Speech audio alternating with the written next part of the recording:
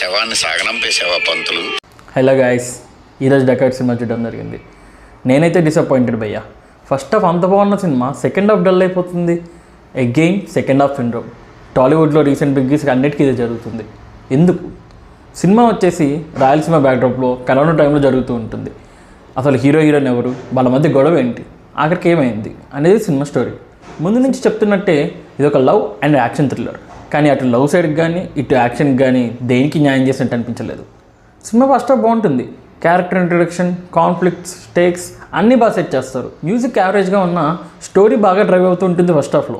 At the same time first హాఫ్లో editing చాలా క్రిస్ప్గా ఉంటుంది, బాగుంటుంది కూడా. సినిమా ఒక 3 యాక్ట్ స్ట్రక్చర్ అనుకుంటే first act and second act starting వరకు బాగానే ఉంటుంది. దాని తర్వాత స్టార్ట్ అవుతుంది అసలైన ల్యాగ్. స్టేక్స్ రేజ్ అవుతూ ఉంటాయి, కాన్ఫ్లిక్ట్స్ కూడా బాగుంటాయి.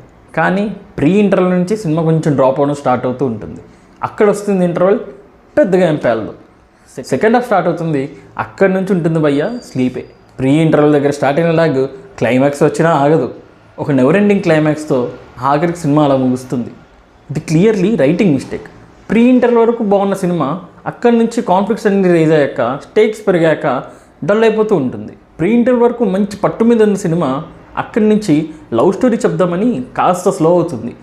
ఆ స్లోనెస్ రాను పెరుగుతూ ఉంటుంది తప్పితే ఎక్కడ తగ్గదు. అయితే ఫస్ట్ హాఫ్లో సెట్ చేసిన కాన్ఫ్లిక్ట్స్ దేనికి సెకండ్ హాఫ్లో వరకు ఆన్సర్ రాదు.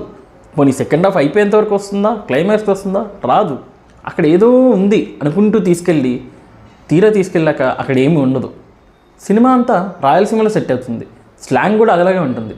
కానీ అది సినిమాకి ఏమాత్రం వాల్యూ యాడ్ చేయలేదు. పైగా డైలాగ్ డెలివరీస్ అన్నీ ఫేక్గా అనిపిస్తూ ఉంటాయి. డైలాగ్స్ విషయానికి వస్తే మాత్రం అబ్బురి రవి గారు వండర్ఫుల్ రైటింగ్, చాలా క్రిస్ప్గా ఉన్నాయి, చాలా బాగా పేలాయి కూడా.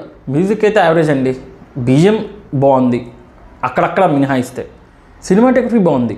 ఎడిటింగ్ ఫస్ట్ హాఫ్ కొంచెం రేసీగా ఉండి సెకండ్ హాఫ్ లవ్ స్టోరీ చెప్పడానికి కాస్త స్లో చేసినట్టు అనిపిస్తుంటుంది. ఓవరాల్గా నేనైతే మిక్స్డ్ ఫీలింగ్తో బయటకు వచ్చాను. ఫైనల్లీ ఇది నా ఒపీనియన్ మాత్రమే.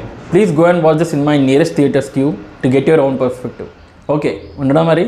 Thank you for watching. Please subscribe. Bye.